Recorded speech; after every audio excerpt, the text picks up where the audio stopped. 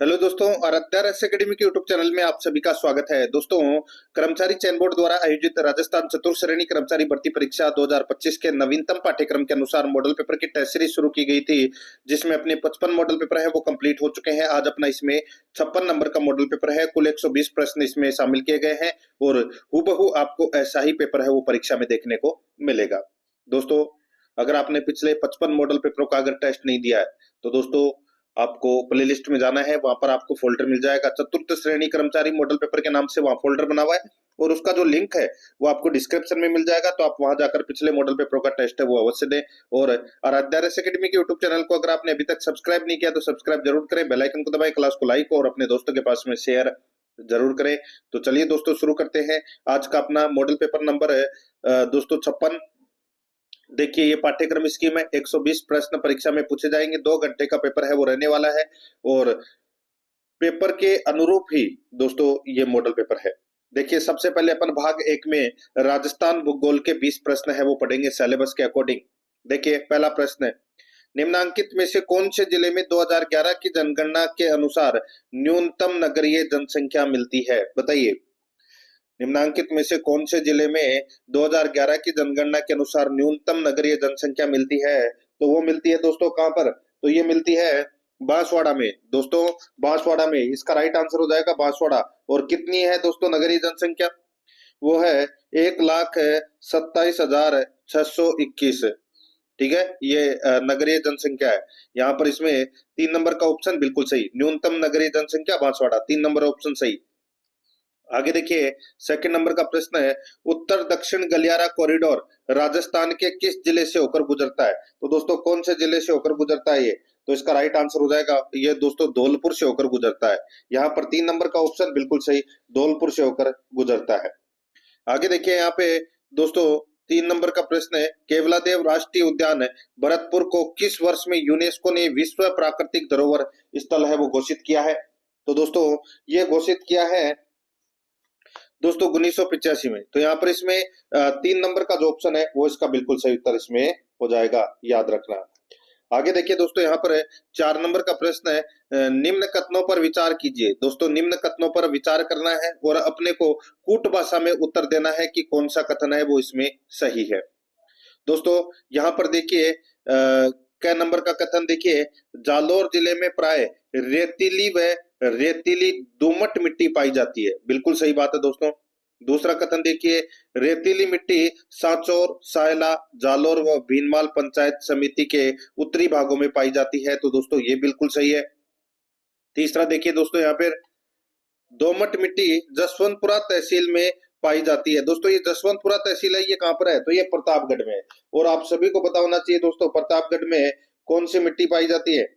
दोस्तों वहां पर जलोढ़ मृदा ये पाई जाती है। दोस्तों जलोढ़ मृदा और काली मिट्टी ये पाई जाती है। तो यहाँ पर ये तीसरा नंबर का कथन है वो गलत हो जाएगा। इसमें सही कौन कौन सा है? तो इसमें क और ख है वो क्या है इसमें सही है। तो यहाँ पर इसका राइट आंसर 4 नंबर ऑप्शन बिल्कुल सही उत्तर हो जाएगा। आगे देखिए, 5 नंबर का प्रश्न है, कुराल नदी का संबंध निम्नलिखित में से राजस्थान के किस जिले से है? बताइए, कुराल नदी का संबंध है वो कौन से जिले से है? इसका राइट आंसर हो जाएगा वो है दोस्तों ये, इसका संबंध बूंदी जिले से है। दोस्तों कहां से? बूंदी जिले से इसका संबंध है। और ये किसकी सहायक नदी है?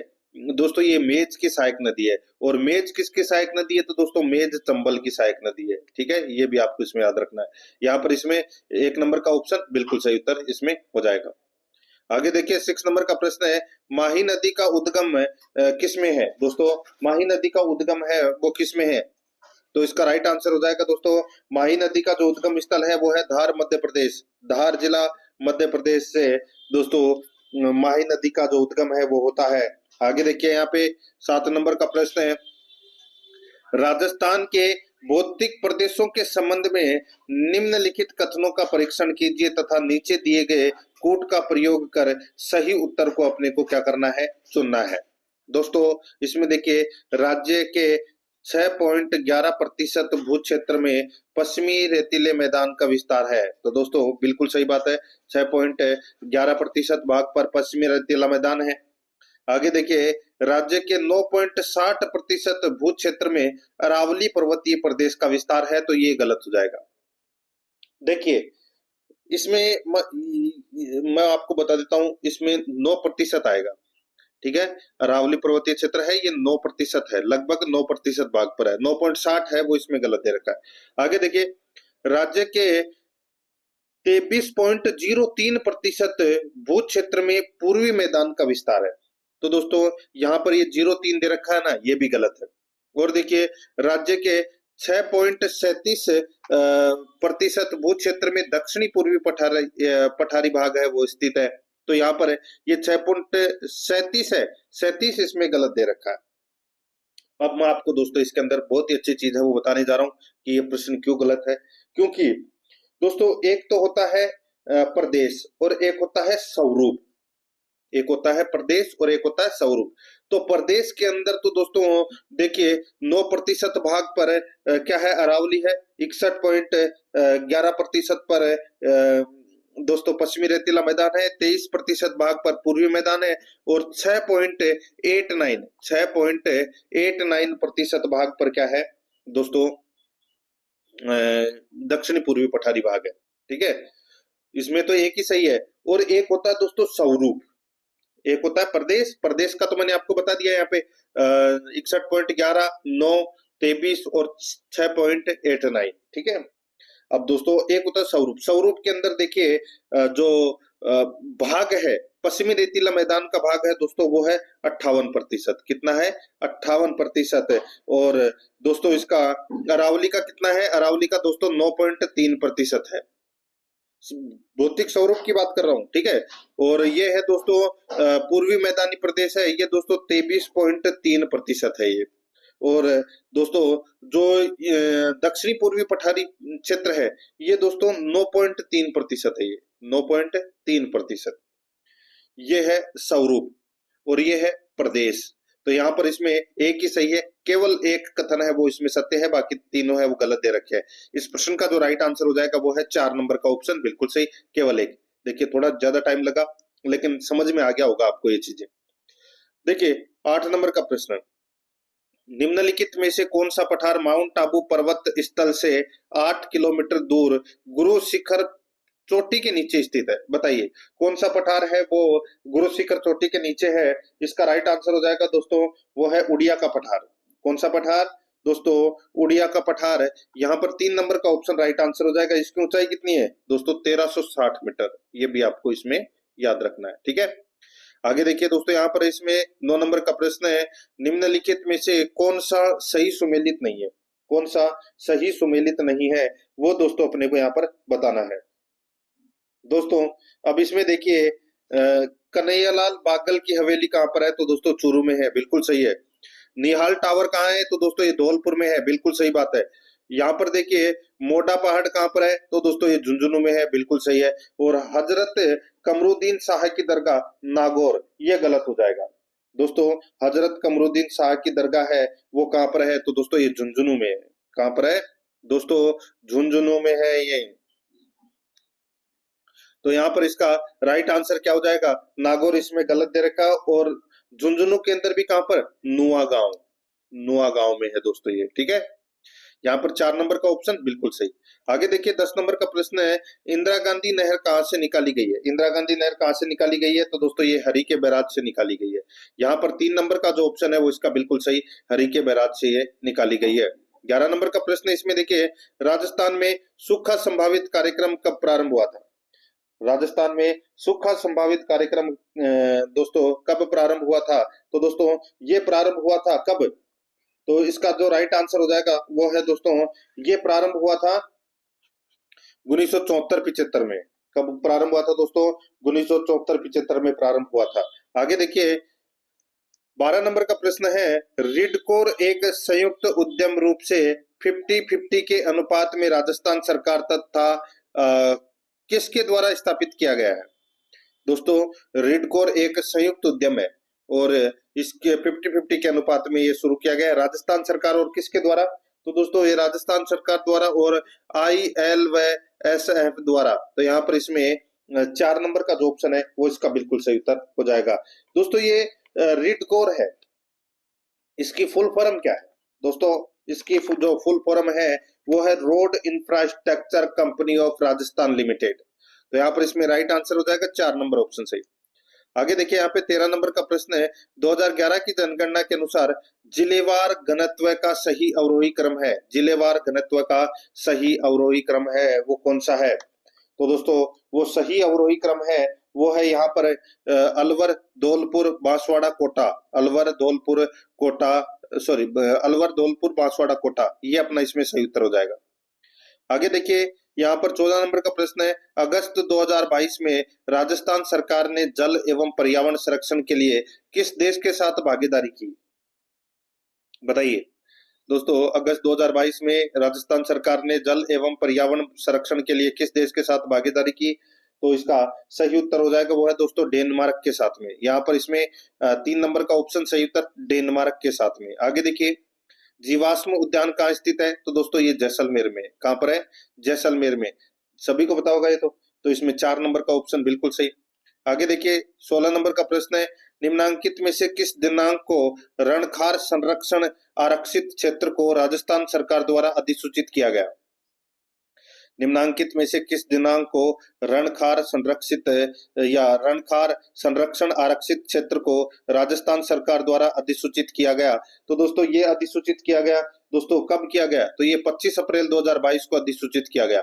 यहाँ पर 1 नंबर का जो ऑप्शन है वो इसका बिल्कुल सही उत्तर हो जाएगा दोस्तों, ये 25 अप्रैल 2022 को। आगे देखिए यहाँ पे 17 नंबर का प्रश्न है, राजस्थान में नाइट्रेट की उपस्थिति के कारण कौन सी मृदा उर्वरक है?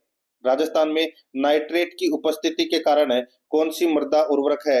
तो इसका राइट आंसर हो जाएगा वो है इसमें भूरी रेतीली, भूरी रेतीली। यहाँ पर 4 नंबर का जो ऑप्शन है वो इसका बिल्कुल सही उत्तर हो जाएगा भूरी रेतीली। आगे देखिए यहाँ पे 18 नंबर का प्रश्न है, अनास, ईरू तथा चाप किस नदी की सहायक नदियां हैं? अनास, ईरू तथा चाप किस नदी की सहायक नदियां हैं? तो बताइए कौन सी नदी की सहायक नदियां हैं ये? तो ये माही नदी की सहायक नदियां हैं। यहाँ पर 3 नंबर का जो ऑप्शन है वो इसका बिल्कुल सही उत्तर हो जाएगा, इसका सही उत्तर हो जाएगा इसमें। ठीक है, आगे देखिए दोस्तों यहाँ पर इसमें 19 नंबर का प्रश्न है, अरावली किस प्लेट से अलग हुई? अरावली कौन सी प्लेट से अलग हुई है? तो दोस्तों ये यूरेशियन प्लेट से अलग हुई है दोस्तों अरावली। यहाँ पर 3 नंबर का ऑप्शन बिल्कुल सही। 20 नंबर का प्रश्न है, सुंडा पर्वत का संबंध राजस्थान के किस जिले से है? दोस्तों सुंडा पर्वत का संबंध कौन से जिले से है? तो इसका राइट आंसर हो जाएगा वो है, कहां पर है ये सुंडा पर्वत? तो दोस्तों ये जालोर में, सुंडा माता मंदिर है ना जालोर में, तो यहाँ पर इसमें 3 नंबर का ऑप्शन बिल्कुल सही उत्तर हो जाएगा। अब दोस्तों अपन है भाग 2 के अंदर राजस्थान इतिहास एवं कला संस्कृति के से संबंधित 20 प्रश्न है वो पढ़ेंगे सिलेबस के अकॉर्डिंग। देखिए 21 नंबर का प्रश्न है, जयपुर के गोविंद देव जी मंदिर का निर्माण किसने करवाया? जयपुर के गोविंद देव जी मंदिर का निर्माण है वो दोस्तों किसने करवाया? तो ये सवाई जयसिंह ने करवाया था। 2 नंबर का ऑप्शन बिल्कुल सही। आगे देखिए 22 नंबर का प्रश्न है, कांकन, डोडा, बिंदोली एवं सामेला राजस्थान में किस अवसर से संबंधित है? तो दोस्तों ये कौन से अवसर से संबंधित है? तो ये विवाह से संबंधित है दोस्तों। ये कांकन, डोडा, बिंदोली, सामेला ये विवाह से संबंधित है तीनों के तीनों। तो यहाँ पर 3 नंबर का ऑप्शन बिल्कुल सही। आगे देखिए 23 नंबर का प्रश्न है, निम्नलिखित में से कौन सा राजस्थान का वह प्रसिद्ध पर्व है जिसमें विवाहित और अविवाहित स्त्रियां शिव और पार्वती की मूर्तियों की पूजा करती है? निम्नलिखित में से कौन सा राजस्थान का वह प्रसिद्ध पर्व है जिसमें विवाहित और अविवाहित स्त्रियां शिव और पार्वती की मूर्तियों की पूजा करती है? तो यहाँ पर इसका जो राइट आंसर हो जाएगा वो है इसमें गणगौर उत्सव। यहाँ पर 4 नंबर का जो ऑप्शन है वो इसका बिल्कुल सही उत्तर हो जाएगा गणगौर उत्सव। 24 नंबर का प्रश्न इसमें देखिए, झालावाड़ की मुख्य बोली है, झालावाड़ की मुख्य बोली कौन सी है? तो दोस्तों झालावाड़ की जो मुख्य बोली है वो है हाड़ौती। यहाँ पर 2 नंबर का जो ऑप्शन है वो इसका बिल्कुल सही उत्तर हो जाएगा दोस्तों हाड़ौती। आगे देखिए यहाँ पे 25 नंबर का प्रश्न है, कनफटे जोगी डमरू एवं सारंगी वाद्य यंत्रों के साथ किस देवी के गीत गाते हैं? कनपटे जोगी डमरू एवं सारंगी वाद्य यंत्रों के साथ किस देवी के गीत गाते हैं? तो कौन सी देवी के गीत गाते हैं? तो दोस्तों जीर्ण माता के गीत है वो गाते हैं ये। तो यहाँ पर इसमें राइट आंसर हो जाएगा 3 नंबर का ऑप्शन बिल्कुल सही। आगे देखिए दोस्तों यहाँ पर इसमें 61 नंबर का प्रश्न है, पोपाबाई की पोल नामक पोपाबाई की पोल नामक पुस्तिका किसने लिखी? तो दोस्तों ये किसने लिखी थी? तो ये जयनारायण व्यास ने लिखी थी दोस्तों। यहाँ पर 4 नंबर का जो ऑप्शन है वो इसका बिल्कुल सही उत्तर हो जाएगा। आगे देखिए 27 नंबर का प्रश्न है, निम्नलिखित में से कौन मेवाड़ प्रजामंडल से संबंधित थे? बताइए कौन मेवाड़ प्रजामंडल से संबंधित थे? तो पता चल गया होगा यहाँ पे दोस्तों, माणिक्यलाल वर्मा ने मेवाड़ प्रजामंडल की स्थापना की थी। ठीक है, बलवंत सिंह मेहता इस प्रजामंडल के प्रथम अध्यक्ष थे। उपाध्यक्ष थे भूरेलाल भैया और महामंत्री थे दोस्तों माणिक्यलाल वर्मा। यहाँ पर इसमें राइट आंसर हो जाएगा 1 नंबर का ऑप्शन सही। आगे देखिए 28 नंबर का प्रश्न है, किस नरसंहार को राजस्थान का जलियांवाला बाग कहते हैं? किस नरसंहार को राजस्थान का जलियांवाला बाग कहते हैं? तो दोस्तों मानगढ़ बांसवाड़ा, मानगढ़ बांसवाड़ा में जो नरसंहार हुआ था उसको राजस्थान का जलियांवाला बाग कहते हैं। यहाँ पर इसमें 2 नंबर का ऑप्शन बिल्कुल सही। नेक्स्ट आगे देखिए यहाँ पे 29 नंबर का प्रश्न है, 1857 में आहुआ के ठाकुर के विद्रोह के समय जोधपुर का महाराजा कौन था? दोस्तों 1857 में आहुआ ठाकुर के विद्रोह के समय जोधपुर का महाराजा कौन था? तो दोस्तों कौन था? तो वो था दोस्तों तख्त सिंह। कौन था? तख्त सिंह। यहाँ पर 3 नंबर का ऑप्शन बिल्कुल सही, तख्त सिंह। आगे देखिए 30 नंबर का प्रश्न है, गागरोन का युद्ध किसके मध्य लड़ा गया था? गागरोन का युद्ध है वो किसके मध्य लड़ा गया था? तो दोस्तों ये लड़ा गया था महमूद खिलजी द्वितीय और महाराणा सांगा के मध्य। दोस्तों ये 1519 ईस्वी में ये गागरोन का युद्ध है वो लड़ा गया था। तो यहाँ पर इसमें राइट आंसर हो जाएगा 4 नंबर का ऑप्शन सही। आगे देखिए महाराणा प्रताप का जन्म दोस्तों किस वर्ष में हुआ था? महाराणा प्रताप का जन्म है वो दोस्तों कौन से वर्ष में हुआ था? इसका राइट आंसर हो जाएगा 9 मई 1540 को दोस्तों महाराणा प्रताप का जन्म हुआ था। राइट आंसर हो जाएगा यहाँ पे 2 नंबर का ऑप्शन बिल्कुल सही। गद्दी पर कब बैठे थे? 1572 को। ठीक है, आगे देखिए 32 नंबर का प्रश्न है, सूत्रधार मंडन द्वारा निम्नलिखित में से किसकी रचना नहीं की गई? बताइए सूत्रधार मंडन द्वारा ये दोस्तों कुंभा के शिल्पी थे। ठीक है, सूत्रधार मंडन द्वारा निम्नलिखित में से किसकी रचना नहीं की गई? तो यहाँ पर इसका जो सही उत्तर हो जाएगा वो है प्रसाद मंडन की गई, वास्तुसार मंडन की गई, वास्तु मंजरी की गई। यहाँ पे व्यवहार दर्श इसकी नहीं की गई दोस्तों। 2 नंबर का जो ऑप्शन है वो इसका बिल्कुल सही उत्तर हो जाएगा। आगे देखिए यहाँ पे 33 नंबर का प्रश्न है, तगड़ी पहनी जाती है। तो दोस्तों तगड़ी कहाँ पहनी जाती है? तो दोस्तों ये तगड़ी ये कमर का आभूषण है दोस्तों, कमर में पहने जाने वाली आभूषण है दोस्तों ये। यहाँ पर 3 नंबर का जो ऑप्शन है वो इसका बिल्कुल सही कमर का आभूषण है। आगे देखिए यहाँ पे 34 नंबर का प्रश्न है, राजकुमारी मूमल किस स्थान से संबंधित थी? राजकुमारी मूमल है वो कौन से स्थान से संबंधित थी? तो दोस्तों इसका राइट आंसर हो जाएगा वो है ये लुद्रवा की राजकुमारी थी दोस्तों, जैसलमेर के लुद्रवा। ये जैसलमेर की दोस्तों राजधानी थी ये लुद्रवा। ठीक है, प्राचीन समय में। और दोस्तों ये राजकुमारी थी लुद्रवा की। तो यहाँ पर इसमें राइट आंसर 3 नंबर ऑप्शन हो जाएगा। आगे देखिए सूची फर्स्ट को सूची सेकंड से क्या करना है? सुमेलित करना है दोस्तों। यहाँ पर आप देख सकते हैं एक तरफ है क्या है पशु मेला है और दूसरी तरफ है दोस्तों स्थान दे रखा है। अब आप यहाँ पर देख सकते हैं दोस्तों ये जो बलदेव पशु मेला है ये कहाँ लगता है? तो दोस्तों ये मेड़ता सिटी में लगता है ये बलदेव पशु मेला। और चंद्रभागा पशु मेला तो दोस्तों ये झालरापाटन में लगता है दोस्तों ये चंद्रभागा पशु मेला। रामदेव पशु मेला कहाँ लगता है? तो दोस्तों ये नागौर में लगता है। और वीर तेजाजी पशु मेला है ये दोस्तों परबसर में लगता है। तो यहाँ पर इसका राइट आंसर क्या हो जाएगा? 1-3-4-2, 1-3-4-2 अपना इसमें राइट आंसर हो जाएगा। 1-3-4-2।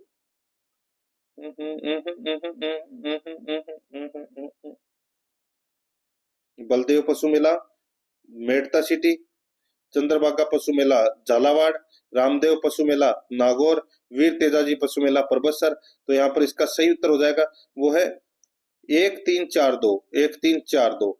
तो दोस्तों हाँ ये रहा ना ऑप्शन, 1 नंबर का जो ऑप्शन है वो इसका बिल्कुल सही 1-3-4-2 इसका सही उत्तर हो जाएगा। आगे देखिए दोस्तों यहाँ पे 36 नंबर का प्रश्न है, निम्न में से किसने जयपुर में नाथों का प्रभाव समाप्त कर रामानंदी भक्ति परंपरा स्थापित की? तो बताइए किसने की? तो दोस्तों वो की थी पयहारी स्वामी ने, पयहारी स्वामी ने। यहाँ पर 2 नंबर का जो ऑप्शन है वो इसका बिल्कुल सही उत्तर हो जाएगा। आगे देखिए निम्नलिखित में से कौन सा लोक देवता सांपों से संबंधित है? बताइए कौन सा लोक देवता सांपों से संबंधित है? तो दोस्तों यहाँ पर तो गोगा जी इसका राइट आंसर हो जाएगा, गोगा जी 1 नंबर ऑप्शन सही उत्तर। आगे देखिए छगन भेन ने सर्वोदयी गतिविधियों के लिए राजस्थान के किस क्षेत्र को चुना? छगन भेन ने सर्वोदयी गतिविधियों के लिए राजस्थान के किस क्षेत्र को चुना? तो दोस्तों इसका राइट आंसर हो जाएगा खीचन फड़ौदी को चुना दोस्तों, खीचन फड़ौदी को चुना। और ये छगनबेन है, ये दोस्तों 1961 में दोस्तों पहली महिला सरपंच बनी थी ये।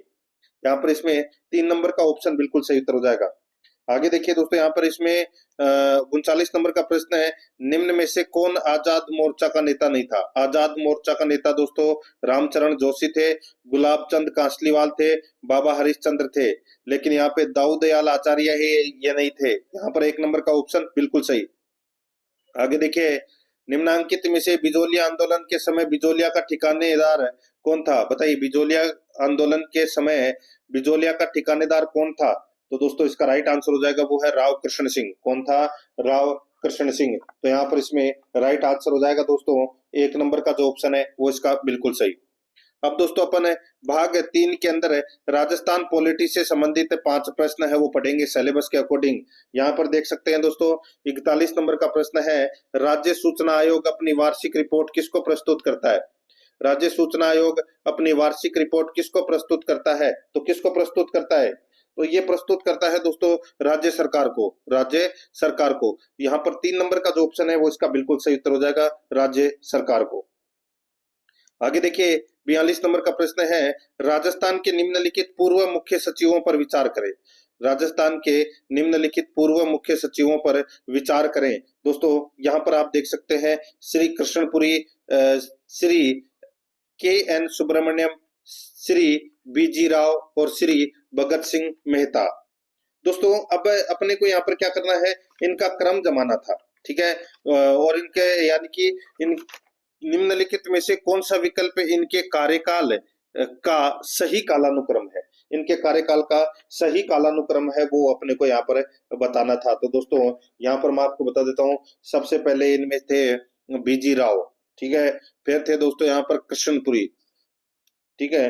फिर थे दोस्तों यहाँ पर श्री के.एन. सुब्रमण्यम, ये 3 नंबर पे, और भगत सिंह मेहता ये चौथे नंबर पे थे। ये इनका कार्यकाल का क्रम है दोस्तों। तो यहाँ पर इसका सही उत्तर हो जाएगा वो है इसमें CABD, इसका राइट आंसर हो जाएगा CABD। यानी कि अपना इसमें 2 नंबर का जो ऑप्शन है वो इसका बिल्कुल सही CABD। 43 नंबर का प्रश्न है, इसमें देखिए, किस समिति ने कुछ मौलिक कर्तव्यों के कार्यान्वयन के लिए कानूनी प्रावधानों के अस्तित्व की पहचान की? किस समिति ने कुछ मौलिक कर्तव्यों के कार्यान्वयन के लिए कानूनी प्रावधानों के अस्तित्व की पहचान की? तो यहाँ पर इसका जो सही उत्तर हो जाएगा वो है इसमें कौन सा? दोस्तों इसका जो सही उत्तर हो जाएगा वो है इसमें न्यायमूर्ति वर्मा समिति, न्यायमूर्ति वर्मा समिति। तो यहाँ पर इसमें राइट आंसर हो जाएगा दोस्तों 2 नंबर का जो ऑप्शन है वो इसका बिल्कुल सही। आगे देखिए 44 नंबर का प्रश्न है, जिला आपदा प्रबंधन प्राधिकरण का अध्यक्ष कौन होता है? जिला आपदा प्रबंधन प्राधिकरण का अध्यक्ष कौन होता है? तो दोस्तों कौन होता है? इसका जो राइट आंसर हो जाएगा वो है इसमें जिला कलेक्टर। कौन होता है?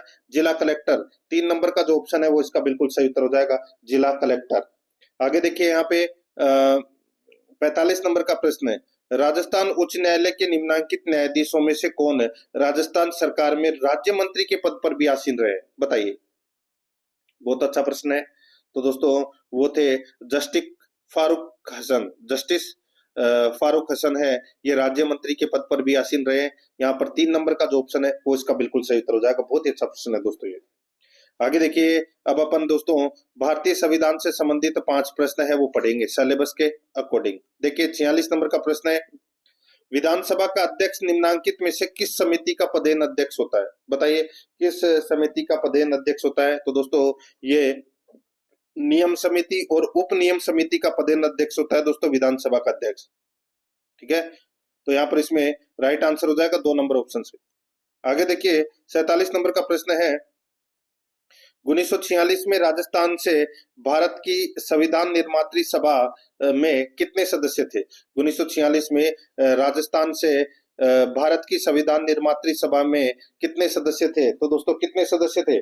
तो दोस्तों इसका राइट आंसर हो जाएगा 11 सदस्य थे दोस्तों। 2 नंबर का ऑप्शन बिल्कुल सही, 11 सदस्य थे।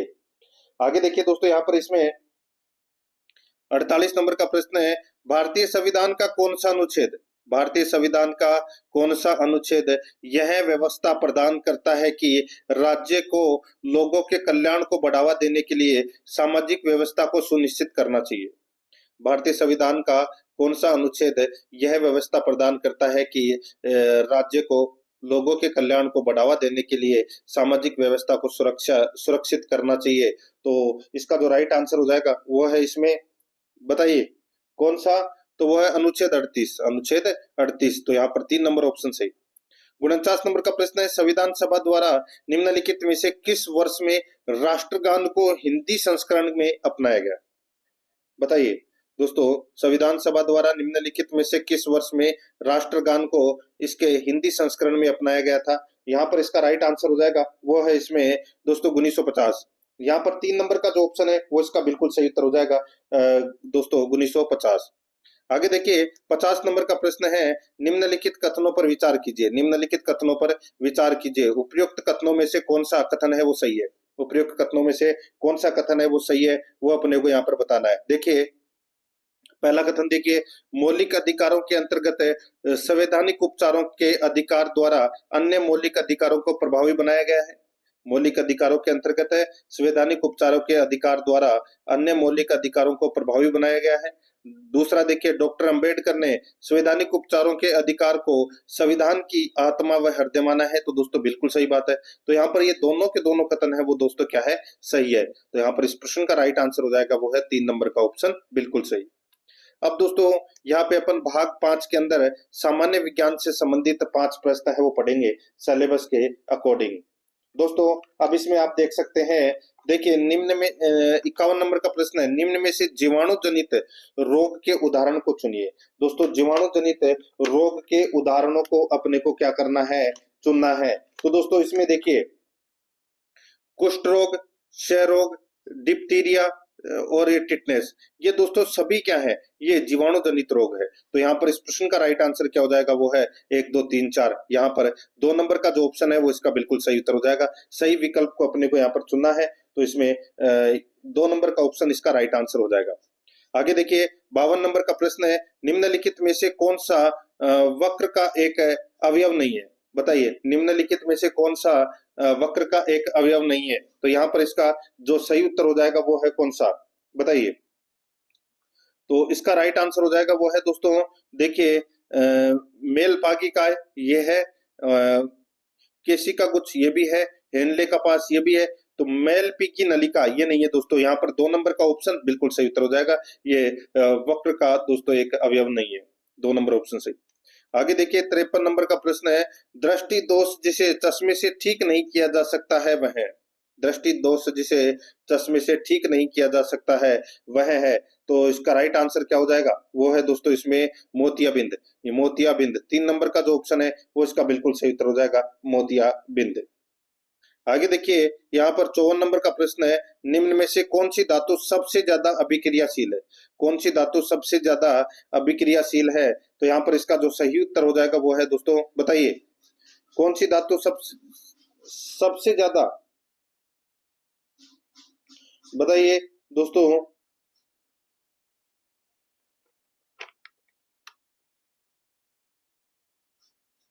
देखिए दोस्तों यहाँ पर इसमें देखिए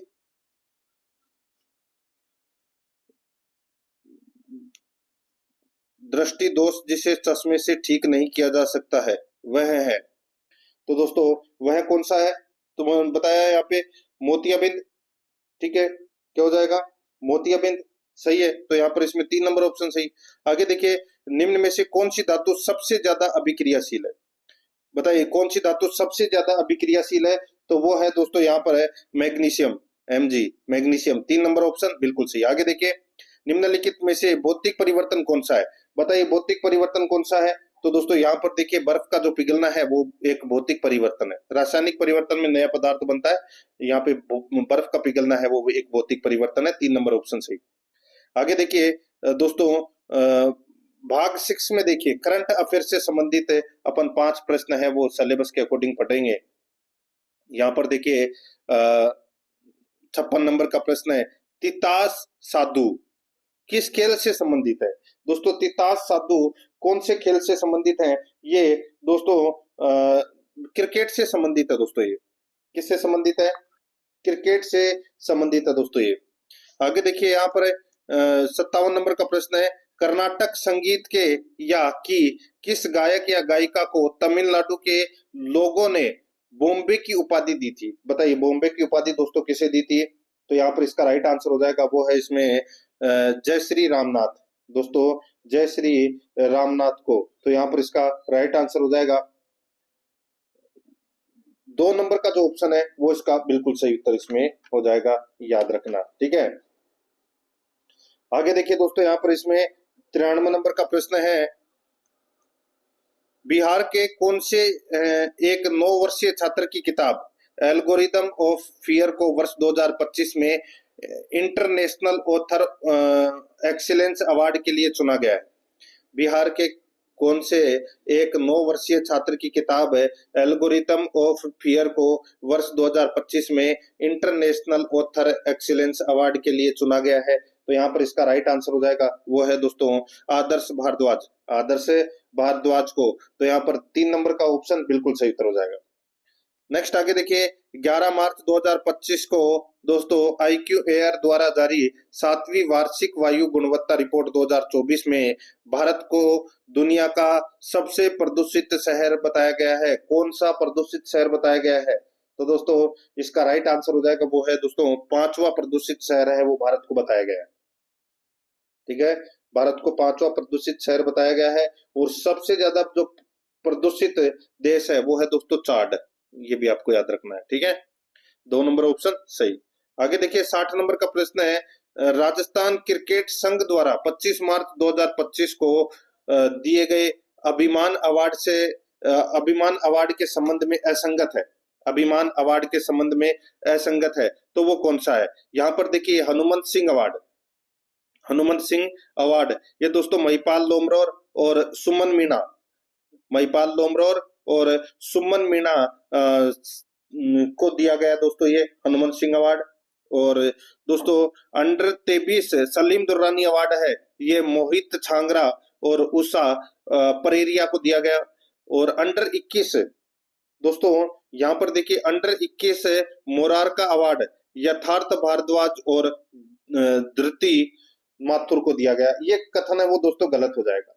यहाँ पर देखिए, मैं आपको बताऊं, देखिए इनको ये अंडर 21 मोरार का अवार्ड है वो इसमें गलत हो जाएगा। इनको दिया गया दोस्तों यथार्थ भारद्वाज और धृति माथुर को अंडर 16 लक्ष्मण सिंह अवार्ड है वो दिया गया है। Lakshman Singh award under 16। ठीक है, ये कथन गलत हो जाएगा।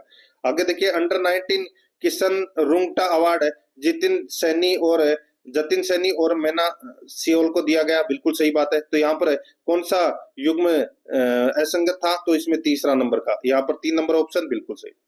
अब दोस्तों भाग 7 के अंदर देखिए, राजस्थान करंट अफेयर से संबंधित 5 प्रश्न है वो सिलेबस के अकॉर्डिंग पढ़ेंगे। यहाँ पर आप देख सकते हैं 61 नंबर का प्रश्न है, राज्य के राशन डीलर्स की कमीशन राशि प्रति क्विंटल कर दी गई है। राज्य के राशन डीलर्स की कमीशन राशि प्रति क्विंटल कितनी कर दी गई है? तो दोस्तों इसका जो राइट आंसर हो जाएगा वो है इसमें कितनी कर दी गई है? तो दोस्तों 150.70 रुपए, 150.70 रुपए है वो कर दी गई है। तो यहाँ पर इसका राइट आंसर हो जाएगा 3 नंबर ऑप्शन सही। आगे देखिए, कॉन्स्टिट्यूशन क्लब ऑफ राजस्थान का शुभारंभ कब किया गया? कॉन्स्टिट्यूशन क्लब ऑफ राजस्थान का शुभारंभ कब किया गया? अपन पढ़ रहे हैं ये 5 प्रश्न राजस्थान पॉलिटी के। कॉन्स्टिट्यूशन क्लब ऑफ राजस्थान का शुभारंभ है ये दोस्तों कब किया गया बताइए? तो दोस्तों ये किया गया 8 मार्च 2025 को। तो यहाँ पर इसमें राइट आंसर हो जाएगा 2 नंबर का ऑप्शन बिल्कुल सही। आगे देखिए दोस्तों, यहाँ पर इसमें रन फॉर विकसित राजस्थान रविराज का आयोजन हर वर्ष कब किया जाएगा? रन फॉर विकसित राजस्थान यानी कि रविराज का आयोजन हर वर्ष कब किया जाएगा? तो दोस्तों ये हर वर्ष किया जाएगा 12 दिसंबर को। 2 नंबर का जो ऑप्शन है वो इसका सही उत्तर हो जाएगा 12 दिसंबर को। नेक्स्ट आगे देखिए, ऑपरेशन फ्री स्काई संबंधित है। ऑपरेशन फ्री स्काई किससे संबंधित है? तो दोस्तों ये संबंधित है पतंग की डोर से घायल परिंदों को बचाने के लिए। यहाँ पर इसमें 1 नंबर ऑप्शन सही उत्तर। नेक्स्ट आगे देखिए, 3 फरवरी 2025 को जयपुर में आयोजित एक राज्य स्तरीय कार्यक्रम में हुए सूर्य नमस्कार में कितने लोगों ने एक साथ सूर्य नमस्कार करते हुए नया विश्व रिकॉर्ड बनाया? बताइए कितने लोगों ने एक साथ सूर्य नमस्कार करते हुए नया विश्व रिकॉर्ड बनाया। तो यहाँ पर इसका राइट आंसर क्या हो जाएगा, वो है दोस्तों इसमें 1.53 करोड़ से अधिक, 1.53 करोड़ से अधिक है। यहाँ पर एक नंबर का जो ऑप्शन है वो इसका बिल्कुल सही उत्तर इसमें हो जाएगा। अब दोस्तों भाग 8 के अंदर देखिए कंप्यूटर से संबंधित 5 प्रश्न है। भाग 8 के अंदर कंप्यूटर से संबंधित 5 प्रश्न है, वो देखिए सिलेबस के अकॉर्डिंग।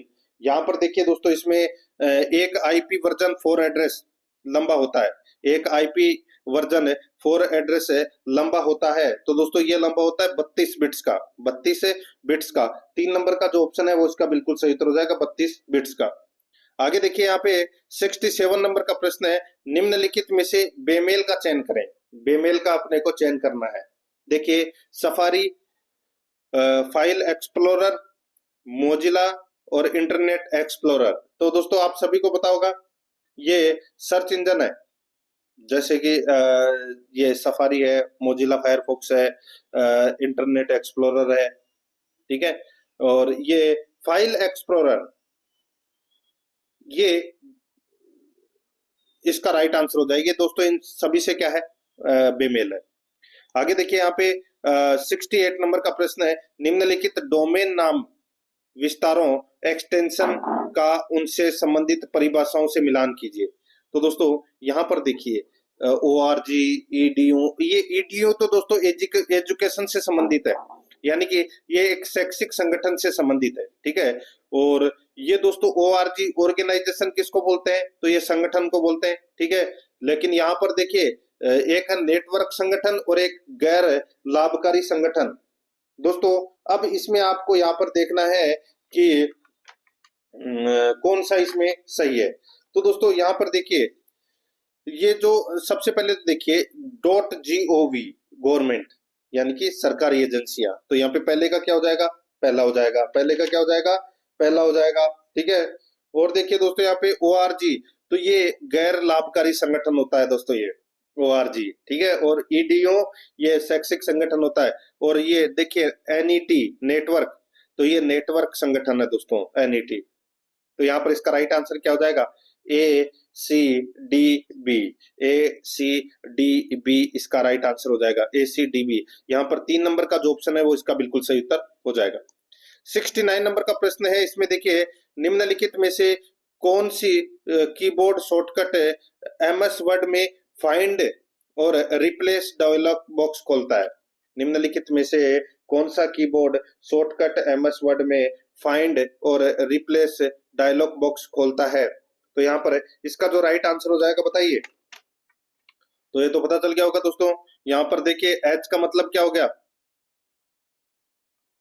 हाइड, सॉरी यहाँ पे Ctrl+H। देखिए यहाँ पे क्या है कि कौन सा कीबोर्ड शॉर्टकट MS वर्ड में फाइंड और रिप्लेस डायलॉग बॉक्स खोलता है। तो दोस्तों वो खोलता है Ctrl+H, Ctrl+H। तो यहाँ पर इसमें 4 नंबर का ऑप्शन सही उत्तर हो जाएगा। आगे देखिए MS वर्ड में रूलर किसके लिए मदद करता है, MS वर्ड में रूलर किसके लिए मदद करता है। तो यहाँ पर इसका राइट आंसर हो जाएगा, वो है इसमें इंडेंट सेट करने के लिए, पेज मार्जिन बदलने के लिए, टैब सेट करने के लिए। तो यहाँ पर इसका जो राइट आंसर हो जाएगा वो है इसमें दिए गए सभी। यहाँ पर 4 नंबर का जो ऑप्शन है वो इसका बिल्कुल सही उत्तर हो जाएगा, दिए गए सभी, ठीक है। अब दोस्तों यहाँ पर देखिए अपन हिंदी व्याकरण से संबंधित अब अपन प्रश्न है वो पढ़ेंगे, ठीक है। 20 प्रश्न है भाग 9 के अंदर। दोस्तों अब यहाँ पर देखिए कार्यालय पत्र में निम्नलिखित में से क्या नहीं लिखा जाता है। कार्यालय पत्र में क्या नहीं लिखा जाता, तो दोस्तों यहाँ पर देखिए स्वनिर्देश बहुधीय लिखा जाता है, संदर्भ लिखा जाता है, संबोधन महोदय मान्यवर लिखा जाता है, पत्र भेजने वाले अधिकारी के घर का नाम और पता है वो नहीं लिखा जाता। तो यहाँ पर इसमें 4 नंबर का ऑप्शन बिल्कुल सही। आगे देखिए यहाँ पे दोस्तों टेम्परामेंटल का सही परिभाषिक शब्द क्या है, तो वो है दोस्तों तुनक मिजाज। क्या है, तुनक मिजाज। 3 नंबर ऑप्शन सही। आगे देखिए हाथ कंगन को आरसी क्या लोकोक्ति का निकटतम अभिप्राय है, तो दोस्तों वो है प्रत्यक्ष को प्रमाण की आवश्यकता नहीं। यहाँ पर 4 नंबर ऑप्शन सही उत्तर। 74 नंबर का प्रश्न इसमें देखिए हमने एक शेर देखा, वाक्य में काल का चयन कीजिए। हमने एक शेर देखा, वाक्य में काल का चयन करें, तो दोस्तों वो है इसमें सामान्य भूतकाल। यहाँ पर इसमें 1 नंबर का ऑप्शन बिल्कुल सही, सामान्य भूतकाल। 75 नंबर का प्रश्न है, व्याकरण की दृष्टि से निम्न में से कौन सा शुद्ध वाक्य है? व्याकरण की दृष्टि से निम्न में से कौन सा शुद्ध वाक्य है? यहाँ पर इसका राइट आंसर हो जाएगा वो है, वह मेरे बाद पैदा हुआ था, वह मेरे बाद पैदा हुआ था। तो यहाँ पर इसका राइट आंसर हो जाएगा, ये क्या है? ये शुद्ध वाक्य है दोस्तों, ठीक है। देखिए, बच्चे को काट कर खिलाओ, तो दोस्तों बच्चे को क्या काट कर खिलाओ? देखिए, यहाँ पे फल बच्चे को काट कर खिलाओ, तो बच्चे को काट कर थोड़ी खिलाओगे, ठीक है। फल को बच्चे को काट कर खिलाओगे, यानी कि बच्चे को फल काट कर खिलाओ, ठीक है। तो ये पद क्रम अशुद्धि है दोस्तों इसमें, ठीक है। मैं आपको डायरेक्ट बता देता हूँ, 2 नंबर ऑप्शन इसका सही। आगे देखिए, यहाँ पे निम्न में से कौन सी वर्तनी सही नहीं है? कौन सी वर्तनी है वो सही नहीं है? तो यहाँ पर देखिए, यहाँ पर चौथा नंबर का ऑप्शन आप देख सकते हैं, अभिशाप। ये इसमें गलत दे रखा है, यहाँ पर ये वाला साप आएगा दोस्तों, ठीक है। 4 नंबर ऑप्शन सही। आगे देखिए, किस वाक्यांश के लिए प्रयुक्त शब्द सार्थक नहीं है? तो दोस्तों कौन सा शब्द है वो सार्थक नहीं है? यहाँ पर देखिए, बरसात के 4 महीने, चातुर्मास से बिल्कुल सही है। 3 वेदों को जानने वाला त्रिवेदी बिल्कुल सही है। शक्ति का उपासक शाक्त बिल्कुल सही है। जिसकी इच्छा की गई हो, यहाँ पर परिहार्य, जिसकी इच्छा की गई हो परिहार्य। तो दोस्तों यहाँ पर इसका जो राइट आंसर हो जाएगा, उसको बोलते हैं दोस्तों, क्या बोलते हैं उसको? जिसकी इच्छा की गई हो उसको परिहार्य नहीं बोलते दोस्तों, उसको बोलते हैं इच्छिप्त। ई आधा पे फिर से और फिर तय, ठीक है, ये बोलते हैं जिसकी इच्छा की गई हो, यहाँ पर इच्छिप्त। तो यहाँ पर 3 नंबर का जो ऑप्शन है वो इसका सही। आगे देखिए, हलाहल का विलोम होगा दोस्तों, हलाहल का विलोम है वो क्या होगा? तो दोस्तों ये होगा सुधा। क्या होगा? सुधा। 3 नंबर का ऑप्शन सही। नेक्स्ट आगे देखिए, किस विकल्प में सही विलोम युग्म नहीं है? किस विकल्प में सही विलोम युग्म नहीं है? तो वो कौन सा नहीं है दोस्तों? यहाँ पर देखिए, इसमें समास का व्यास बिल्कुल सही है, प्रश्न का विषणन बिल्कुल सही है, दुर्गम का सुगम बिल्कुल सही है, भोक्ता भोगे भोगे गलत हो जाएगा दोस्तों ये, ठीक है। मैं आपको यहाँ पर बताऊं दोस्तों, देखिए जो ये भोगे है, ठीक है, इसका विलोम होगा दोस्तों योगी। क्या होगा? योगी। और ये भोक्ता है, इसका विलोम हो जाएगा दोस्तों परित्यागी। क्या हो जाएगा? परित्यागी। तो यहाँ पर इसमें 2 नंबर का ऑप्शन बिल्कुल सही उत्तर हो जाएगा। आगे देखिए, अग्नि का पर्याय नहीं है, बताइए अग्नि का पर्याय कौन सा नहीं है?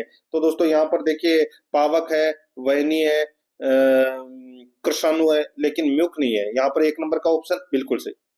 आगे देखिए, किस विकल्प में शब्द परस्पर पर्यायवाची है? बताइए शब्द परस्पर पर्यायवाची कौन से विकल्प में है? तो यहाँ पर इसका राइट आंसर हो जाएगा वो है आम्र, रसाल और अमृत फल, ठीक है। ये क्या है? आम के पर्यायवाची है। तो यहाँ पर इसका राइट आंसर हो जाएगा 3 नंबर का ऑप्शन बिल्कुल सही। नेक्स्ट आगे देखिए, यहाँ पे तद्धित प्रत्यय के योग से बना शब्द है, तद्धित प्रत्यय के योग से बना शब्द है, तो वो कौन सा है? तो वो है दोस्तों कुंभकार। क्या हो जाएगा? कुंभकार। यहाँ पर 4 नंबर का जो ऑप्शन है वो इसका बिल्कुल सही उत्तर हो जाएगा, कुंभकार। आगे देखिए, यहाँ पे 83 नंबर का प्रश्न है, असत्य विकल्प की पहचान कीजिए। असत्य विकल्प की क्या करना है? पहचान करना है। यहाँ पर देखिए, इसमें देखिए, आमुख केवल आ उपसर्ग से निर्मित है, बिल्कुल सही बात है। अतल केवल अ उपसर्ग सॉरी अ प्रत्यय से निर्मित है, तो ये गलत हो जाएगा। तो इसमें क्या है? इसमें अ उपसर्ग लगा हुआ है, प्रत्यय इसमें गलत दे रखा है, ठीक है भाई। उपसर्ग तो आगे ही तो लगता है, तो अ तो आगे लगा हुआ है, तो यहाँ पे प्रत्यय की जगह उपसर्ग आना चाहिए था। आगे देखिए, वेदान उपसर्ग और उपसर्ग तथा संधि प्रक्रिया से निर्मित है, व्यंजित है, मूल शब्द में उपसर्ग तथा प्रत्यय दोनों का योग है, बिल्कुल सही है। तो यहाँ पर इसमें 2 नंबर का ऑप्शन राइट आंसर। आगे देखिए, 84 नंबर का प्रश्न है, किस विकल्प में शब्द का सही संधि विच्छेद नहीं है? किस विकल्प में शब्द का सही संधि विच्छेद नहीं है? तो यहाँ पर इसका राइट आंसर हो जाएगा वो है दोस्तों, देखिए अभिषेक, अभी प्लस सेक, तो ये सेक है वो ये वाला सेक आएगा दोस्तों, इसमें व्यंजन संधि का प्रयोग हुआ है, ये वाला सेक है वो इसमें गलत दे रखा है। 1 नंबर का ऑप्शन बिल्कुल सही। आगे देखिए, समुद्र उर्मी शब्द में कौन सी संधि है? दोस्तों यहाँ पर देखिए, समुद्र प्लस उर्मी, क्या हो जाएगा? समुद्र प्लस उर्मी। तो दोस्तों इसमें गुण संधि का प्रयोग हुआ है, यहाँ पर इसमें 3 नंबर ऑप्शन सही। आगे देखिए, कृष्ण शब्द का तद्भव रूप क्या है? दोस्तों कृष्ण शब्द का तद्भव रूप क्या हो जाएगा, तो वो हो जाएगा कान है। क्या हो जाएगा, कान है। एक नंबर का ऑप्शन बिल्कुल सही। 87 नंबर प्रश्न, इसमें देखिए, प्रभा एक सुशील कन्या है, वाक्य में विशेष्य है। प्रभा एक सुशील कन्या है, वाक्य में विशेष्य है, तो यहाँ पर इसका राइट आंसर हो जाएगा वो है कन्या। ठीक है, तो यहाँ पर कन्या क्या है, ये विशेष्य है। आगे देखिए यहाँ पर 88 नंबर का प्रश्न है, जिस धातु से सूचित होने वाला व्यापार, जिस धातु से सूचित होने वाला व्यापार और उसका फल कर्ता पर ही पड़े, उसे कौन सी धातु कहते हैं। जिस धातु से सूचित होने वाला व्यापार और उसका फल कर्ता पर ही पड़े, उसे कौन सी धातु कहते हैं। तो दोस्तों इसका राइट आंसर हो जाएगा, उसे अकर्मक धातु कहते हैं। दोस्तों यहाँ पर इसमें एक नंबर का ऑप्शन बिल्कुल सही। नेक्स्ट आगे देखिए, अनिश्चयवाचक सर्वनाम का उदाहरण कौन सा है। तो दोस्तों अनिश्चयवाचक में क्या आएगा, कोई। ठीक है, तो अपने को कोई, कौन, क्या और सो। तो दोस्तों यहाँ पर देखिए, कोई, कोई क्या है, ये अनिश्चयवाचक सर्वनाम है, अपने को पता नहीं है कि कोई, कोई कौन है, तो यहाँ पर इसमें 2 नंबर ऑप्शन सही। आगे देखिए, जातिवाचक संज्ञा का उदाहरण है। दोस्तों जातिवाचक संज्ञा का उदाहरण कौन सा है, तो यहाँ पर घर है, वो क्या है, जातिवाचक संज्ञा का उदाहरण है दोस्तों ये। तो यहाँ पर इसमें 1 नंबर का ऑप्शन बिल्कुल सही। अब दोस्तों अपन भाग 10 में इंग्लिश ग्रामर से संबंधित है 15 प्रश्न है, वो सिलेबस के अकॉर्डिंग पढ़ेंगे। यहाँ पर देखिए,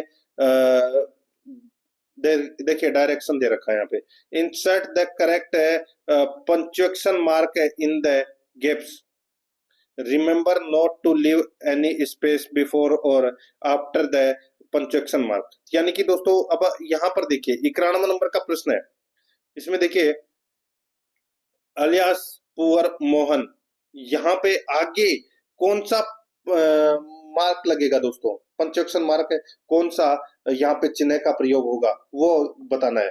तो दोस्तों इसमें ये वाला चिन्ह आएगा दोस्तों, यहाँ पर 1 नंबर का ऑप्शन बिल्कुल सही। ठीक है, आगे देखिए दोस्तों, यहाँ पे बस चल रही है, इसका दोस्तों अपने को हिंदी सॉरी इंग्लिश ट्रांसलेशन करना है। बस चल रही है, क्या हो जाएगा, द बस इज मूविंग। तो यहाँ पर इसमें राइट आंसर क्या हो जाएगा, 4 नंबर का जो ऑप्शन है वो दोस्तों इसका बिल्कुल सही उत्तर इसमें हो जाएगा, बस इज मूविंग। आगे देखिए दोस्तों, यहाँ पर अपना इसमें जो 23 नंबर का प्रश्न है, इसमें देखिए everyone expected the same team, आगे क्या आएगा खालिस्तान में, बताइए, टेंस का प्रयोग करके बताना है अपने को। दोस्तों यहाँ पर everyone expected the same team, तो यहाँ पर इसका सही उत्तर हो जाएगा दोस्तों वो है टू विन, टू विन। तो यहाँ पर इसमें 1 नंबर का ऑप्शन सही। आगे आगे देखिए, चूज द करेक्ट प्रीपोजिशन। दोस्तों प्रीपोजिशन अपने को यहाँ पर भरना है। यहाँ पे देखिए an article precedes A vowel sound, तो दोस्तों बताइए, तो यहाँ पर इसका जो सही उत्तर हो जाएगा वो है दोस्तों इसमें, वो है इसके अंदर नो प्रीपोजिशन, यानी कि कोई भी प्रीपोजिशन नहीं लगेगा दोस्तों। यहाँ पर इसमें राइट आंसर 3 नंबर ऑप्शन हो जाएगा। आगे देखिए, fill in the blank with the correct option, इसमें देखिए only of these apples are good, only of these apples are good, तो यहाँ पर क्या आएगा, यहाँ पर आएगा दोस्तों a few these, a few of these. यहाँ पर 3 नंबर का जो ऑप्शन है वो इसका सही उत्तर हो जाएगा। आगे देखिए 96 नंबर का प्रश्न है, fill in the blank with appropriate article, fill in the blank with appropriate article. इसमें देखिए we received SOS from the mountaineer, mountaineers team, बताइए। तो यहाँ पे एसओएस के आगे क्या लगेगा दोस्तों, इसमें लगेगा an SOS from the mountaineer team. तो यहाँ पर इसमें 2 नंबर का जो ऑप्शन है वो इसका बिल्कुल सही उत्तर इसमें हो जाएगा। आगे देखिए दोस्तों, यहाँ पर इसमें 97 नंबर का प्रश्न है, choose the correct option of the italicised word. दोस्तों यहाँ पर देखिए इटालिसाइज्ड वर्ड अपने को बताना है, तो ये इटालिसाइज्ड वर्ड ये मैं आपको अंडरलाइन कर देता हूँ दोस्तों, ये फ्यूचर है, इसको आप इटालिसाइज्ड वर्ड कर लेना, क्योंकि इटालिसाइज में क्या होता है दोस्तों, ये थोड़े से अक्सर इसके टेढ़े हो जाते हैं इसे, ठीक है, थोड़े से टेढ़े हो जाते हैं इसमें। तो यहाँ पर देखिए answer the first question before you proceed, यहाँ पर देखिए फ्यूचर, तो यहाँ पर क्या आएगा, दोस्तों सही अर्थ क्या आएगा, करेक्ट ऑप्शन में अपने को बताना है। तो दोस्तों यहाँ पर आएगा इसके अंदर है, देखिए फर्दर आएगा, इसमें फ्यूचर की जगह फर्दर आएगा, यहाँ पर एक नंबर का ऑप्शन सही। आगे देखिए, choose the correct, sorry, choose the sentence in which the subject and verb agree. बताइए कौन सा सेंटेंस इसमें बिल्कुल सही है, वो अपने को यहाँ पर बताना है, जिसमें वर्ब और सब्जेक्ट बिल्कुल सही लिखे हुए हैं। यहाँ पर इसका जो सही उत्तर हो जाएगा वो है दोस्तों इसके अंदर, देखिए, each one of the shirts has a green collar, यहाँ पर एक नंबर का ऑप्शन बिल्कुल सही।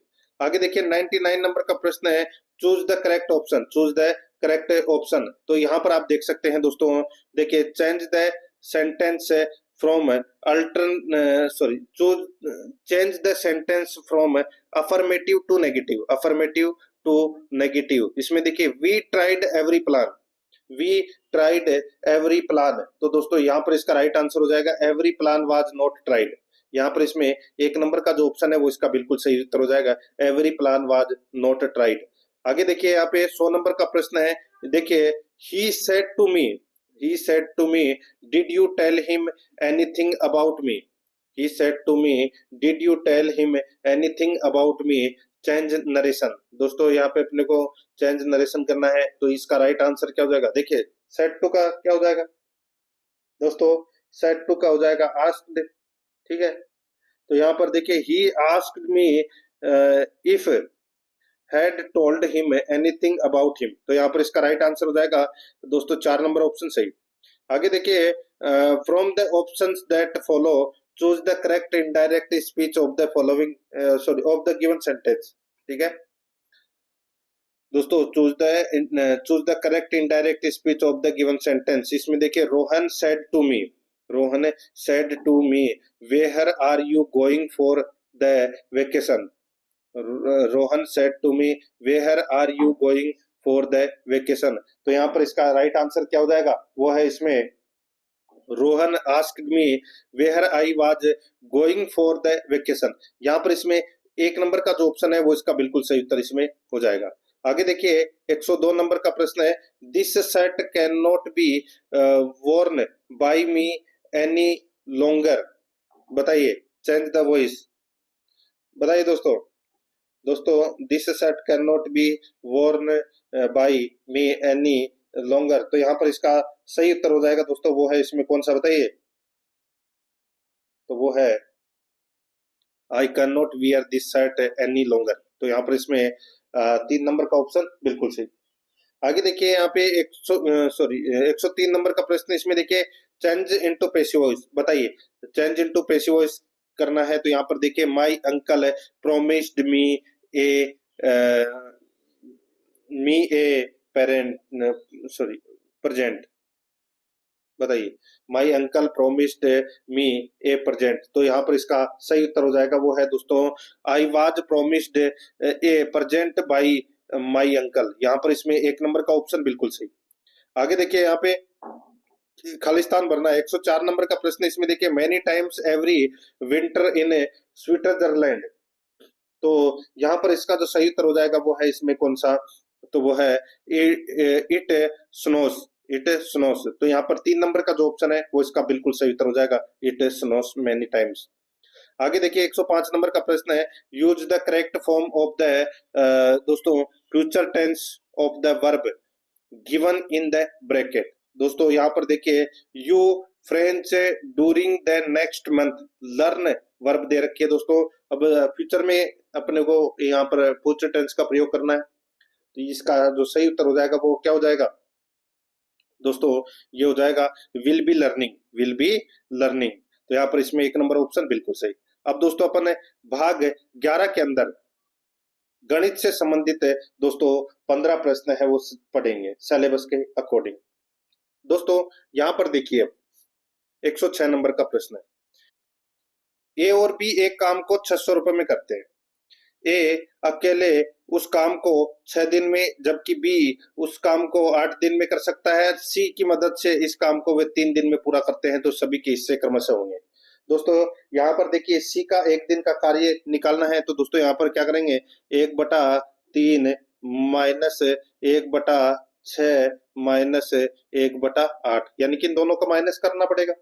ठीक है, तो इन दोनों का एलसीएम लेंगे तो कितना आ जाएगा दोस्तों, ये आ जाएगा 24। कितना आ जाएगा 24। अब दोस्तों 3 का भाग दिया 24 में कितनी बार गया, तो दोस्तों ये 8 बार गया।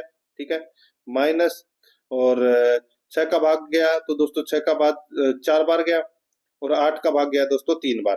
ठीक है, तो यहाँ पर दोस्तों देखिए 8 में से दोस्तों ये 7 गए तो कितने बचे, तो दोस्तों ये बटे 1/24, 1/24 बचा दोस्तों यहाँ पर। ठीक है, इतना तो समझ में आ गया। अब दोस्तों यहाँ पर देखिए वो तो सी का एक दिन का कार्य हो गया दोस्तों 1/24 भाग। अब ए बी सी की कार्य क्षमताओं का अनुपात अपने को ज्ञात करना है, तो दोस्तों ए का है 1/6, ठीक है, बी का है दोस्तों 1/8, और सी का निकाल ही लिया अपन ने कितना 1/24। ठीक है, अब दोस्तों इनके यानी कि 6, 8 और 24 के एलसीएम 24 से दोस्तों अंशों का गुणा करने पर दोस्तों अपन क्या करेंगे, इनको सभी से है वो 24 से मल्टीप्लाई कर देंगे। तो दोस्तों मल्टीप्लाई आप करोगे तो दोस्तों देखिए यहाँ इंटू 24 कर दीजिए, इंटू 24 कर दीजिए, और इंटू 24 कर दीजिए। ये 4 बार गया, ये दोस्तों 3 बार गया, और ये 1 बार गया, यानी कि 4:3:1। ये तो आ गया अनुपात आ गया। अब अनुपातों का योग कर लेना, कितना हो गया 4 और 3 7 और 1 8। अनुपातों का योग कितना हो गया दोस्तों 8 हो गया।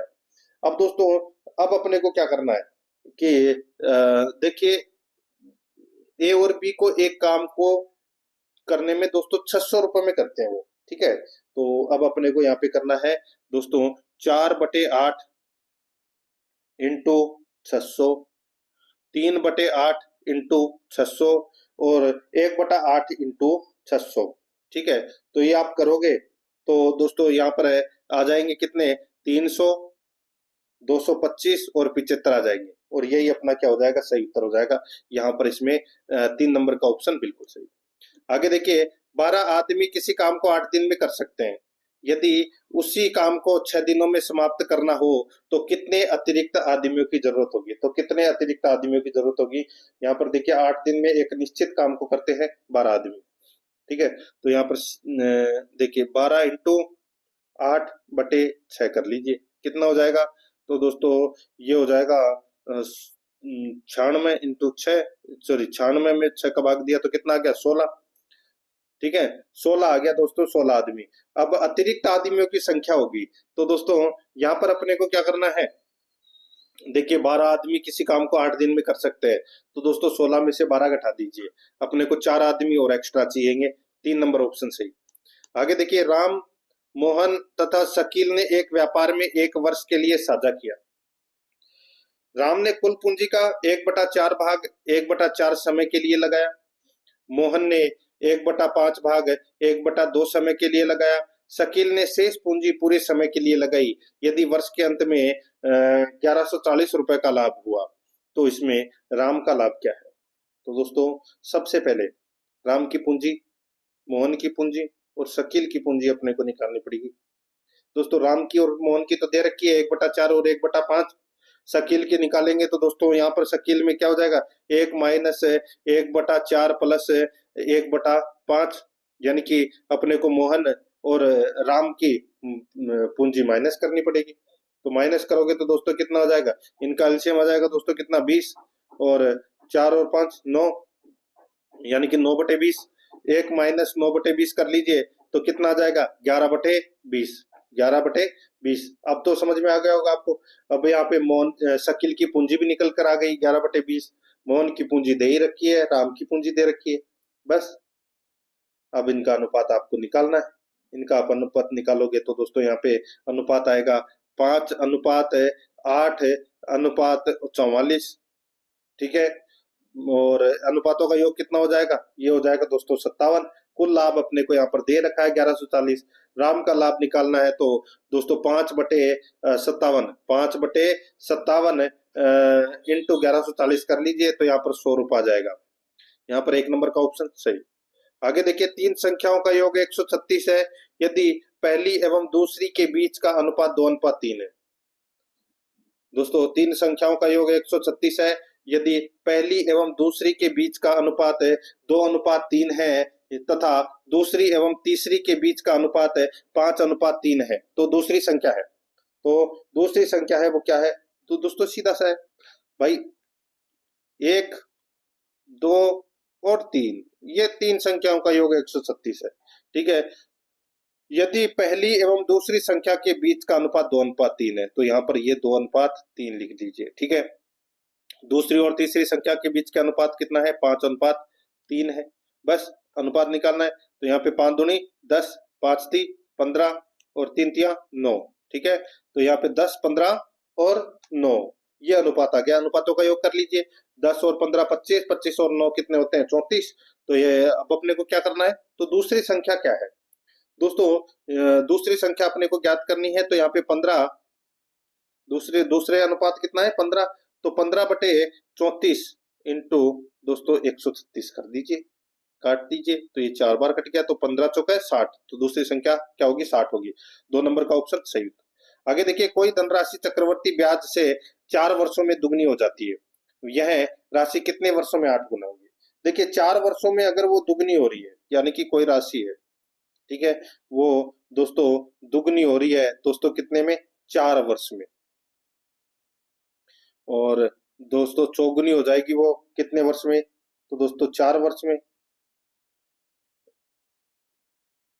और सॉरी 8, 4 और 4 8 वर्ष में। ठीक है, और 8 गुनी हो जाएगी दोस्तों वो, 4, 8 और 12, तो 12 वर्ष में हो जाएगी। तो यहाँ पर इसका राइट आंसर 1 नंबर का ऑप्शन हो जाएगा। आगे देखिए, यहाँ पे किसी धनराशि का 5 वर्ष का साधारण ब्याज उस राशि का 2/5 भाग है, ब्याज की वार्षिक दर ज्ञात कीजिए। दोस्तों ब्याज की वार्षिक दर है पे वो ज्ञात करनी है। साधारण ब्याज बराबर 2/5 इंटू मूलधन, तो दोस्तों यहाँ पर साधारण ब्याज 2, मूलधन बराबर 5, तो यानी कि मूलधन अगर 5 रुपए है और ब्याज क्या है? 2 रुपए, और समय दोस्तों यहाँ पर दे रखा है 5 वर्ष, तो सीधा सा है दर प्रतिशत निकालना है। तो दर प्रतिशत का सूत्र क्या होता है? 100 इंटू ब्याज बटे मूलधन इंटू समय। तो यहाँ पर 100 इंटू ब्याज कितना है? 2, मूलधन कितना है? 5, समय कितना है? 5। ठीक है, बस काट दीजिए। ये दोस्तों 25, 25, 25 से 4 बार कट गया, 4 दूनी 8, तो यहाँ पे 8% दर आ गई इसमें। ठीक है, आगे देखिए, किसी वर्त के व्यास में यदि 100% की वृद्धि की जाए तो उसके क्षेत्रफल में कितने प्रतिशत की वृद्धि होगी? दोस्तों वो सूत्र तो सुना ही होगा आपने,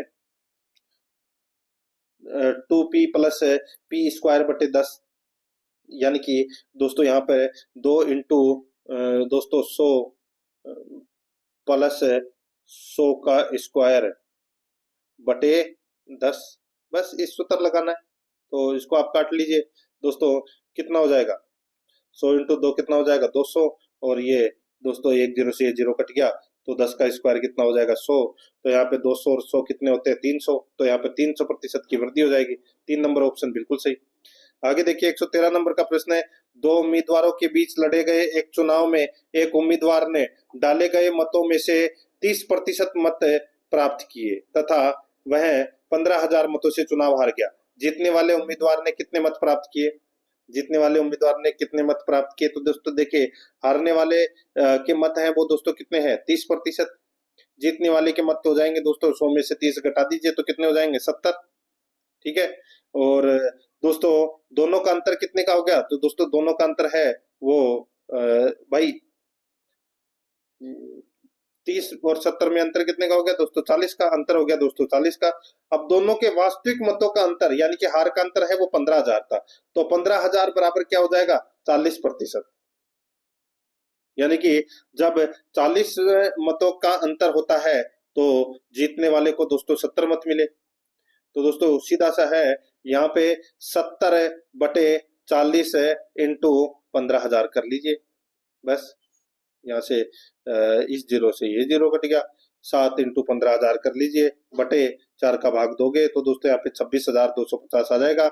यहाँ पर इसमें 3 नंबर का ऑप्शन बिल्कुल सही। 114 नंबर का प्रश्न इसमें देखिए, किसी वस्तु को 665 रुपए में बेचने से 5% की हानि होती है, उस वस्तु पर 12% लाभ प्राप्त करने के लिए उसका विक्रय मूल्य रखना होगा, उसका विक्रय मूल्य रखना होगा। तो दोस्तों वस्तु का विक्रय मूल्य तो दोस्तों विक्रय मूल्य बराबर 100 माइनस हानि प्रतिशत इंटू 100, यानी कि दोस्तों 665 बटे 100 में से 5% क्या नहीं हो रही है, यानी कि 95 इंटू 100 कर लीजिए दोस्तों। 5 से ये 19 बार कट गया, ये दोस्तों 20 बार कट गया। अब इसको इससे मल्टीप्लाई करके भाग दोगे तो दोस्तों 700 रुपये आ जाएगा। कितना जाएगा? 700 रुपए। ठीक है। अब दोस्तों ये तो अपना क्या आ गया, उस वस्तु का दोस्तों क्रय मूल्य आ गया। अब अपने को दोस्तों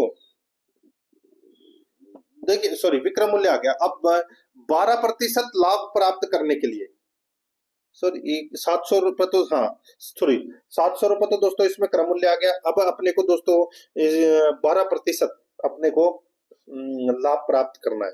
तो दोस्तों सीधा सा हो जाएगा, यहाँ पे देखिए 1% कितना हो गया इसका? 7 हो गया। 700 का 1% 7 हो गया, तो 12 का कितना हो जाएगा? तो 12 इंटू 7 कर लीजिए, 84। तो दोस्तों 784 इसका राइट आंसर हो जाएगा। यहाँ पर 2 नंबर का ऑप्शन बिल्कुल सही। आगे देखिए, 3 वर्ष पूर्व एक व्यक्ति, उसकी पत्नी और उसके पुत्र की औसत आयु 27 वर्ष थी। ठीक है, तो यहाँ पर है दोस्तों 3 इंटू 27 कर लीजिए, कितना हो जाएगा? 81। 81 में दोस्तों आपको क्या करना है? तीनों 3 वर्ष पूर्व एक व्यक्ति, उसकी पत्नी और उसके पुत्र, यानी कि 9 और जोड़ दीजिए इसमें। ठीक है, तो 3 वर्ष पूर्व ये वर्तमान आ जाएगी। वर्तमान कितनी आ गई दोस्तों? 90 हो गई। अब दोस्तों यहाँ पर देखिए, जबकि 5 वर्ष पूर्व पत्नी और उसके पुत्र की आयु, औसत आयु 20 वर्ष थी। पत्नी और 5 वर्ष पूर्व पत्नी और उसके पुत्र की औसत आयु 20 वर्ष थी। तो यहाँ पर 20 इंटू 2 कर लीजिए। 20 इंटू 2 कितना हो जाएगा? 40। और 5 वर्ष पूर्व है, तो दोस्तों वर्तमान निकालनी है, तो दोनों में 5-5 और जोड़ दीजिए, यानी कि कितना हो जाएगा? 10 और जोड़ लीजिए, तो 40 प्लस 10 कितने हो जाएंगे दोस्तों? 50। अब उस व्यक्ति की वर्तमान आयु कितनी है? तो 90 में से 50 गए तो कितने बचे? 40। तो यहाँ पर इसमें राइट आंसर हो जाएगा 2 नंबर ऑप्शन सही, 40 वर्ष। आगे देखिए, अंक 7 के प्रथम 9 गुणजों का औसत है, वो क्या होगा? दोस्तों 7 के गुणज कौन कौन से हैं? 7, 14, 21, 28, 35, 42, 49, 56, 63। ठीक है, तो अपने को औसत निकालना है, तो प्रथम पद इंटू अंतिम पद बटे 2। तो यहाँ पे प्रथम पद कौन सा है? 7, और अंतिम पद कौन सा हो जाएगा? 63 बटे 2। तो दोस्तों जोड़ दीजिए, कितना हो जाएगा? 70 बटे 2, यानी कि 35। तो यहाँ पर इसमें राइट आंसर हो जाएगा, औसत आ जाएगा दोस्तों 35। आगे देखिए, 117 नंबर का प्रश्न है, संख्याओं 425 और 476 का मैसप है, बताइए मैसप क्या होगा? दोस्तों यहाँ पर 425 है, ठीक है, और इसका हो जाएगा दोस्तों 476 का मैसप निकाल लीजिए। तो निकालोगे आप, तो दोस्तों सबसे पहले 5 का भाग दोगे, तो कितनी बार गया? तो दोस्तों ये गया 85 बार। ठीक है, अब दोस्तों वापस 5 का दोगे तो कितना आ गया? 17 पंजे 85, तो ये 17, और 17 में 17 का भाग दोगे। ठीक है, उसी प्रकार इसमें भी अपने को ऐसे करना है, सबसे पहले 2 का दोगे तो कितना आ जाएगा? एक कितना आ जाएगा? सॉरी 476 है, ठीक है, 400 476 है, तो यह आ जाएगा दोस्तों 238, और 238 में दोस्तों वापस भाग दोगे तो कितना आ जाएगा? 119। ठीक है, 119, तो 119 में 7 का भाग दोगे तो दोस्तों कितना आएगा? तो ये आ जाएगा 17, और फिर ये 17। अब दोस्तों यहाँ पर देखिए, इसमें कॉमन फैक्टर क्या आ रहा है? तो दोस्तों इसमें 17 आ रहा है, तो एचसीएफ दोस्तों इसका 17 ही होगा। तो यहाँ पर इसका राइट आंसर हो जाएगा, वो है 3 नंबर ऑप्शन बिल्कुल सही। आगे देखिए, 40 किलोमीटर प्रति घंटा की रफ्तार से चल रही ट्रेन में बैठा एक आदमी विपरीत दिशा से आ रही एक मालगाड़ी को 6 सेकंड में पार होते हुए देखता है। यदि मालगाड़ी की लंबाई 150 मीटर है, तो मालगाड़ी की गति है वो क्या होगी? तो दोस्तों मालगाड़ी की गति है वो क्या होगी, वो अपने को यहाँ पर बताना है। तो मैं आपको डायरेक्ट बता देता हूँ दोस्तों, इस प्रश्न को आप कर लेना। यहाँ पर इसका जो सही उत्तर हो जाएगा वो है 50 किलोमीटर प्रति घंटा। ठीक है, 4 नंबर का ऑप्शन बिल्कुल सही। आगे देखिए दोस्तों, यहाँ पे ये पाई चार्ट है, 119 और 120 प्रश्न का उत्तर देना है। पाई चार्ट में देखिए, बच्चे, किशोर, ए बच्चे, बी किशोर, सी युवा, डी मध्यम आयु वर्ग, और ई बुजुर्ग। ये पूरा का पूरा डायग्राम यहाँ पर दे रखा है। 119 नंबर का प्रश्न है, इसमें देखिए, यदि एक निश्चित गांव में बच्चों की संख्या 6000 है, तो युवाओं की संख्या क्या है? देखिए, बच्चे ए यानी कि 30% बराबर क्या है? 6000। ठीक है, तो दोस्तों यहाँ पर है युवा, युवा सी, सी सी सी सी 12%। तो 12% बराबर क्या हो गया? 12% बराबर क्या होगा? तो दोस्तों सीधा हो जाएगा 12/30 इंटू 6,000 कर लीजिए दोस्तों। ठीक है, तो यहाँ पर इसको काट लीजिए, तो 6×5 = 30, सॉरी ये देखिए 30 से कट रहा है ना, ये 212 कट गया, तो 200 इंटू 12 कर लीजिए, कितना हो जाएगा? 2400। तो यहाँ पर इसका राइट आंसर 1 नंबर ऑप्शन हो जाएगा। आगे देखिए, गांव की कुल जनसंख्या कितनी है? दोस्तों गांव की कुल जनसंख्या कितनी है? तो दोस्तों यहाँ पर एक का तो दे रखा है, यहाँ पे बच्चों की जो संख्या है वो दोस्तों 6,000 है। ठीक है, ऊपर ऊपर दे रखा था। तो दोस्तों गांव की कुल जनसंख्या कितनी है? तो यहाँ पर है दोस्तों 100/30, 30% बराबर 6,000 है। ठीक है, इनटू दोस्तों अपने को क्या करना है? 6,000, बस 100% निकालना है, काट लीजिए। यहाँ पर इस जीरो से वही दोस्तों ये कितनी बार कट गया? 200 बार। तो 200 इंटू 100 कर लीजिए, कितना हो जाएगा? 20,000। तो यहाँ पर इसमें 4 नंबर का ऑप्शन बिल्कुल सही। तो दोस्तों इसी के साथ मैंने आपको ये 56 नंबर का मॉडल पेपर है वो कंप्लीट करवा दिया है। प्रश्न आपको कैसे लगे कमेंट में जरूर बताएं, और आराध्या आरएस एकेडमी के यूट्यूब चैनल को सब्सक्राइब जरूर करें, बेल आइकन को दबाएं, क्लास को लाइक और अपने दोस्तों के पास में शेयर जरूर करें। मिलते हैं दोस्तों नेक्स्ट क्लास में। जय हिंद, जय भारत।